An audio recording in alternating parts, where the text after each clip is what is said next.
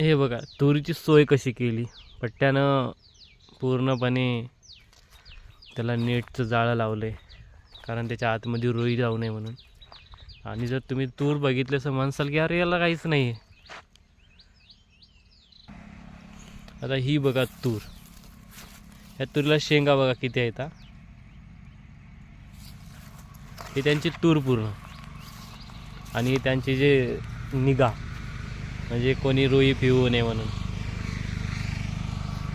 आणि हे बघा तूर कशी आहे त्याची, त्या तुरीला शेंगा पण नाहीत, नुसता पाला झाला.